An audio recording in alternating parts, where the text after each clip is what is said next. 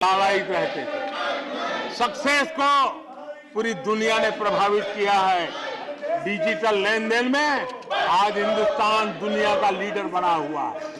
आदरणीय सभापति जी, हमें खुशी है आज 100 करोड़ से ज्यादा मोबाइल फोन मेरे देशवासियों के हाथ में है। आदरणीय सभापति जी, एक समय था हम मोबाइल इंपोर्ट करते थे, आज गर्व है मेरा देश मोबाइल एक्सपोर्ट कर रहा है। 5G हो, AI हो, IoT हो, उस तकनीक को आज देश बहुत तेज गति से अपना रहा है, उसका विस्तार कर रहा है। ड्रोन, इसका इस्तेमाल सामान्य जीवन में हो, सामान्य नागरिक की भलाई हो, हमने पॉलिसी में वो बदलाव किया और दवाइयां दूर सुदूर इलाकों में ड्रोन से पहुंचाने का काम आज मेरे देश में हो रहा है।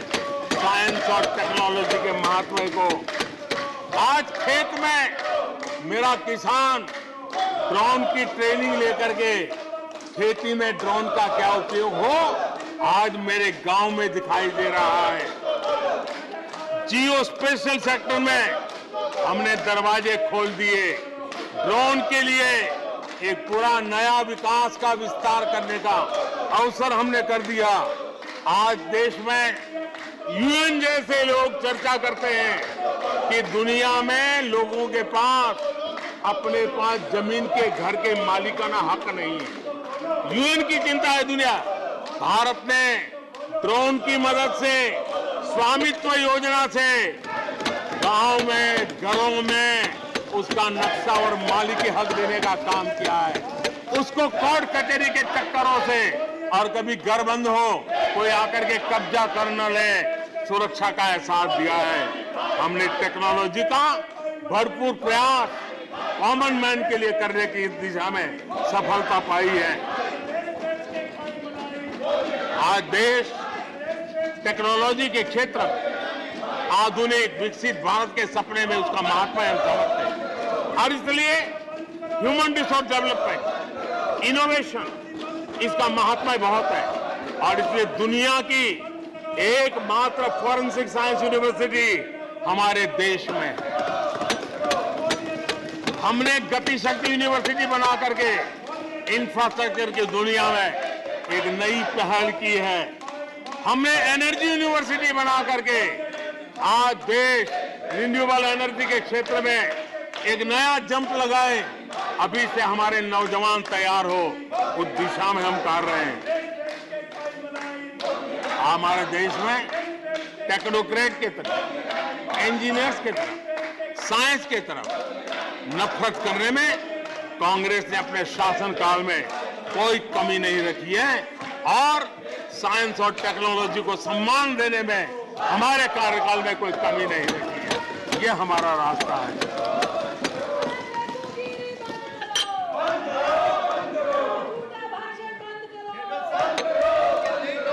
आदरणीय सभापति जी, यहाँ रोजगार की भी चर्चा हुई। मैं हैरान हूं कि जो अपने आप को सबसे लंबे समय तक सार्वजनिक जीवन का दावा करते हैं, इनको ये मालूम नहीं है कि नौकरी और रोजगार में फर्क होता है।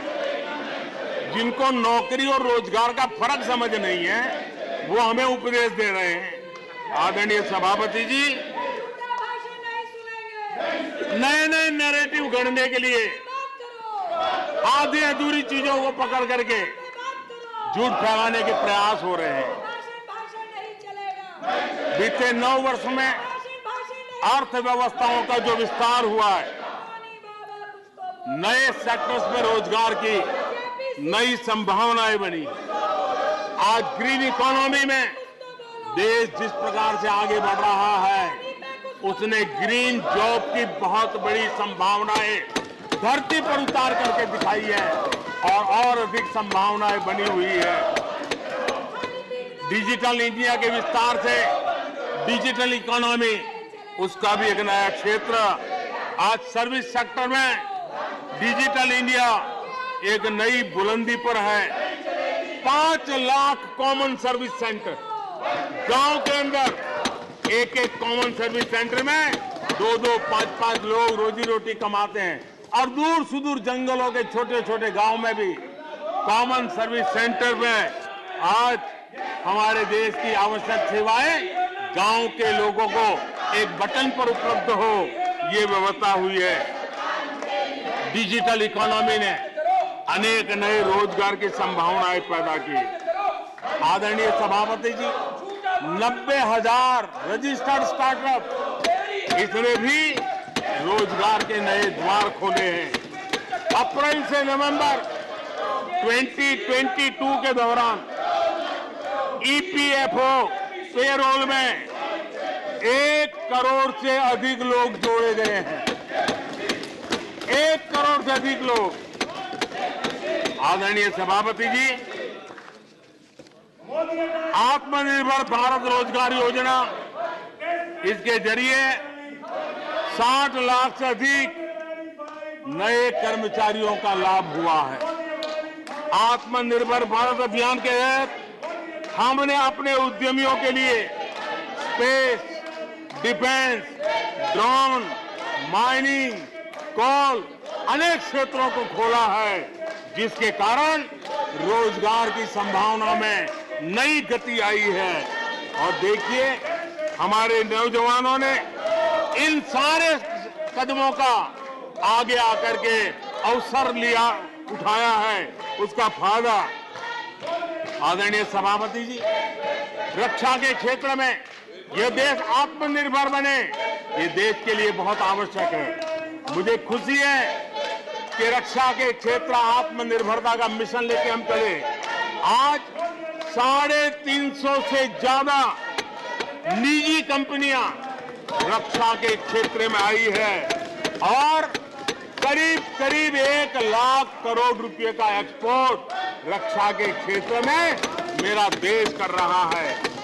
और अभूतपूर्व रोजगार इस क्षेत्र में भी पैदा हुए हैं। आदरणीय सभापति जी, रिटेल से लेकर के टूरिज्म तक हर सेक्टर का विस्तार हुआ है। खादी और ग्रामोद्योग, महात्मा गांधी के साथ जो व्यवस्था जुड़ी हुई है, खादी ग्रामोद्योग को भी डुबो दिया था। आजादी के बाद सर्वाधिक खादी ग्रामोद्योग के रिकॉर्ड तोड़ने का काम हमारे कालखंड में हुआ है। आदरणीय सभापति जी, इंफ्रास्ट्रक्चर में हो रहा रिकॉर्ड निवेश, चाहे रेल का काम होता हो, रोड का काम होता हो, पोर्ट का काम होता हो, एयरपोर्ट का काम होता हो, प्रधानमंत्री ग्राम सड़क योजनाएं बनती हो, ये सारे इंफ्रास्ट्रक्चर के काम, उसके लिए जो मटेरियल लगता है, उस इंडस्ट्री में रोजगार की संभावनाएं बढ़ी है। हर जगह निर्माण कार्य के अंदर मजदूर से लेकर मैकेनिक तक हर प्रकार के रोजगार की संभावनाएं, इंजीनियर से लेकर के श्रमिक तक हर किसी के लिए रोजगार के नए अवसर बने हैं। और उसी के कारण यूथ विरोधी नीति लेकर के चले हुए लोगों को आज यूथ नकार रहा है। और यूथ के भलाई के लिए हम जिन नीतियों को लेकर के चल रहे हैं, इसको आज देश स्वीकार कर रहा है। आदरणीय सभापति जी, यहां भी ये भी कहा गया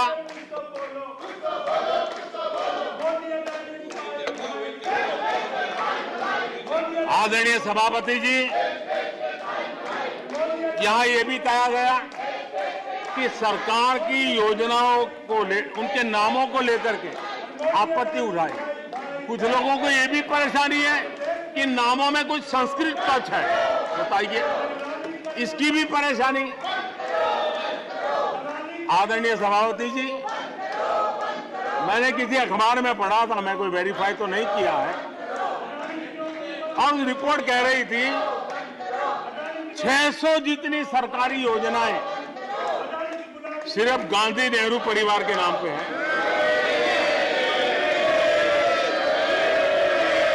आदरणीय सभापति जी, किसी कार्यक्रम में अगर नेहरू जी के नाम का उल्लेख नहीं हुआ तो कुछ लोगों के बाल खड़े हो जाते हैं, उनका लहू एकदम गर्म हो जाता है कि नेहरू जी का नाम क्यों नहीं दिया। आदरणीय सभापति जी, मैं बहुत आश्चर्य होता है कि चलो भाई, हमसे कभी छूट जाता होगा नेहरू जी का नाम, और छूट जाता होता होगा हम ठीक भी कर लेंगे क्योंकि वो देश के पहले प्रधानमंत्री थे। लेकिन मुझे ये समझ नहीं आता है कि उनकी पीढ़ी का कोई व्यक्ति नेहरू सरनेम रखने से डरता क्यों है। क्या शर्मिंदगी है नेहरू सरनेम रखने से? क्या शर्मिंदगी है? इतना बड़ा महान व्यक्तित्व अगर आपको मंजूर नहीं है, परिवार को मंजूर नहीं है, और हमारा हिसाब मांगते रहते हो। आदरणीय सभापति जी,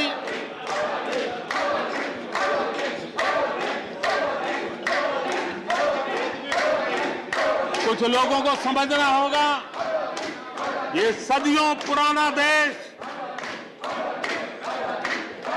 सामान्य मानवी के पसीने और पुरुषार्थ से बना हुआ देश, जन जन की पीढ़ियों की परंपरा से बना हुआ देश है। ये देश किसी परिवार की जागीर नहीं है। हमने मेजर ध्यानचंद जी का नाम पर खेल रत्न का पुरस्कार कर दिया। अंडमान में नेताजी सुभाष के नाम पर, स्वराज के नाम पर हमने द्वीपों का नामकरण किया। हमें गर्व हो रहा है। नेताजी सुभाष बोस के योगदान के लिए देश गर्व करता है, हम गर्व करते हैं। इतना ही नहीं, जो लोग आए दिन हमारे देश की सेना को नीचा दिखाने का मौका नहीं छोड़ते, हमने इन द्वीपों को परमवीर चक्र प्राप्त करने वाले सेनानियों के नाम कर दिया। आने वाली सदियों तक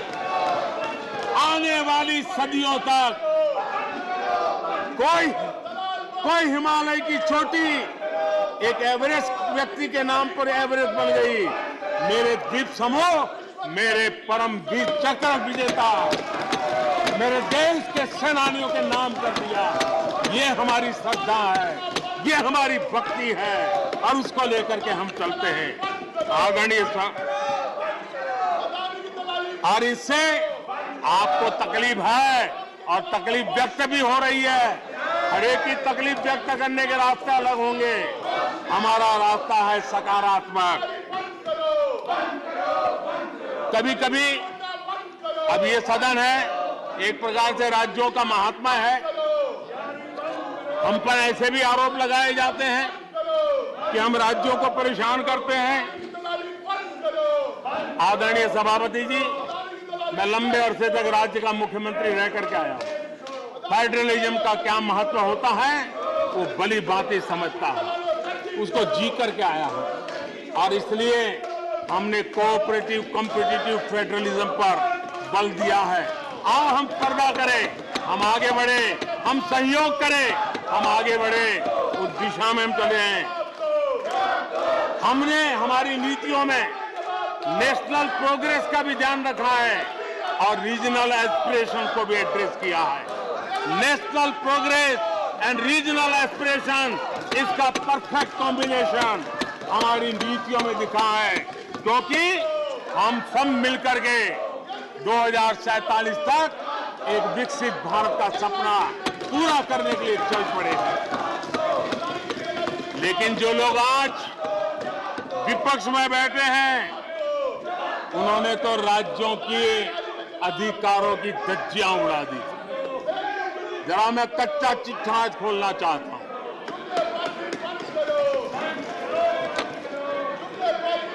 जरा इतिहास उठा करके देख लीजिए, वो कौन पार्टी थी, वो लोग कौन सत्ता में बैठे थे जिन्होंने आर्टिकल 356 का सबसे ज्यादा दुरुपयोग किया। 90 बार 90 बार चुनी हुई सरकारों को गिरा दिया। कौन है वो? कौन है जिन्होंने किया? कौन है जिन्होंने किया? कौन है जिन्होंने किया? इतना ही नहीं सभापति जी, एक प्रधानमंत्री ने आर्टिकल 356 का 50 बार उपयोग किया, आधी सेंचुरी कर दी। वो नाम है श्रीमती इंदिरा गांधी का। 50 बार सरकारों को गिरा दिया। केरल में आज जो लोग इनके साथ खड़े हैं, जरा याद कर लीजिए, थोड़ा बार माइक लगा दीजिए।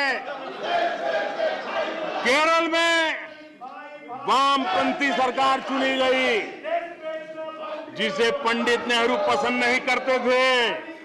कुछ ही कालखंड के अंदर चुनी हुई पहली सरकार को गढ़ते थे। आज आप वहां खड़े हैं, आपके साथ क्या हुआ था जरा याद कीजिए। आदरणीय सभापति जी, जरा डीएमके के मित्रों को भी बताता हूं, तमिलनाडु में एमजीआर और करुणानिधि जैसे दिग्गजों की सरकारें, उन सरकारों को भी इन्हीं कांग्रेस वालों ने बर्खास्त कर दिया। एमजीआर की आत्मा देखती होगी आप कहां खड़े हो। यहां पर पीछे बैठे हैं इस सदन के वरिष्ठ सदस्य और जिनको मैं हमेशा एक आदरणीय नेता मानता हूं, श्रीमान शरद पवार जी।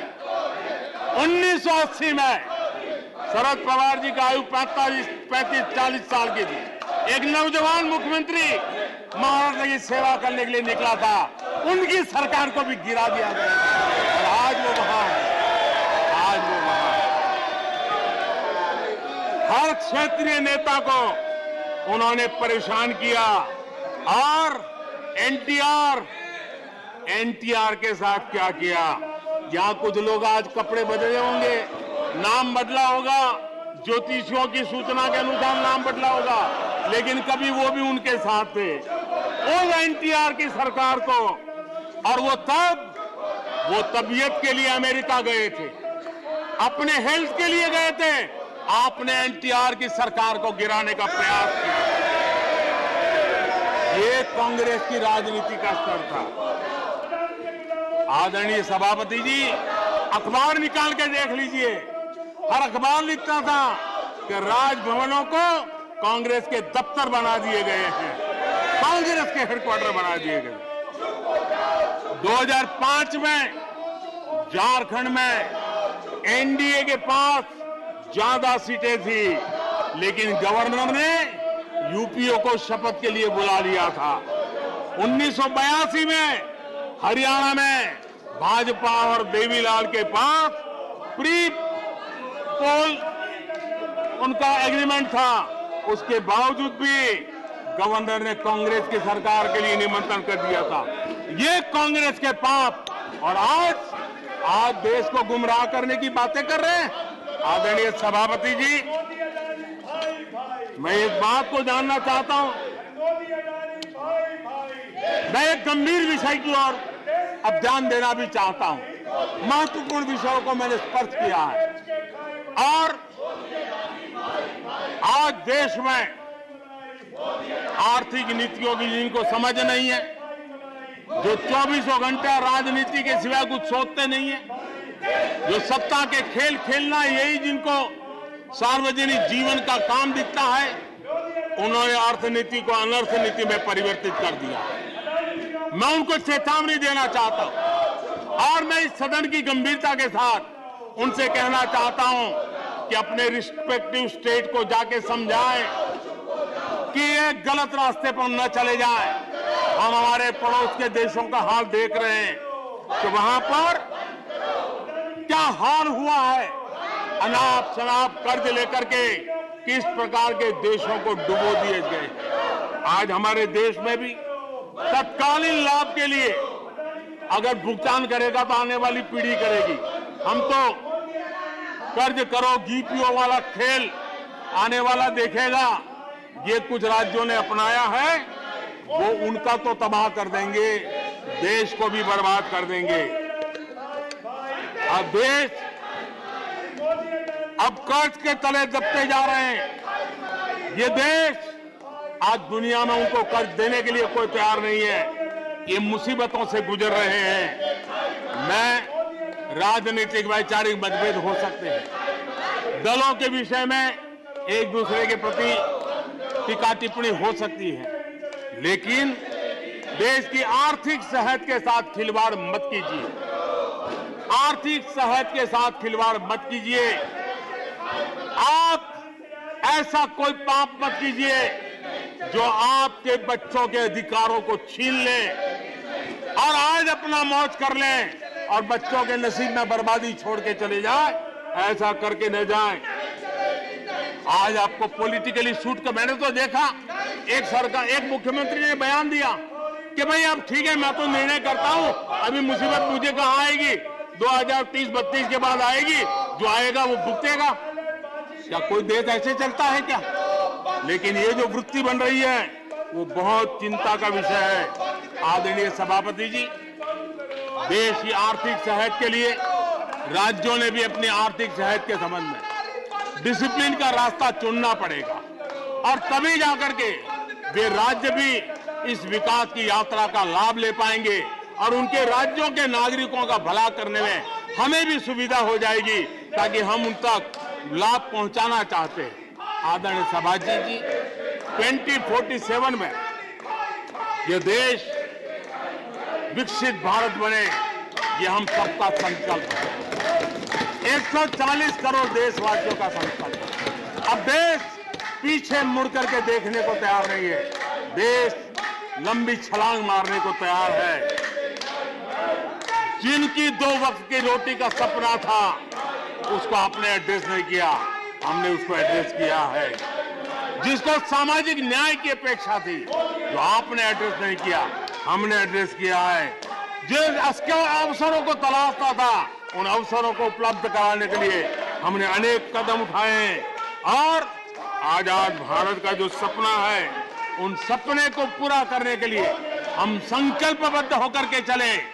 और आदरणीय सभापति जी, देश देख रहा है, देश देख रहा है, एक अकेला कितनों को भारी पड़ रहा है, एक अकेला कितनों को भारी पड़ रहा है। अरे नारे बोलने के लिए भी उनको बदल करना पड़ता है। जो भी ये बोलता है, घंटे भर से आवाज की जवाब देना है। आदरणीय सभापति जी, एक कन्विक्शन के कारण चला हूं, देश के लिए जीता हूं, देश के लिए कुछ करने के लिए निकला हुआ हूं। और इसलिए ये राजनीतिक खेल खेलने वाले लोग, उनके अंदर वो हौसला नहीं है, वो ढूंढ रहे हैं, बचने का रास्ता खोज रहे हैं। आदरणीय सभापति जी, राष्ट्रपति जी के उम्दा भाषण को, राष्ट्रपति जी के मार्गदर्शक भाषण को, राष्ट्रपति जी के प्रेरक भाषण को इस सदन के अंदर अभिनंदन करते हुए, धन्यवाद करते हुए, आपका भी आभार व्यक्त करते हुए अपनी बात को समाप्त करता हूं।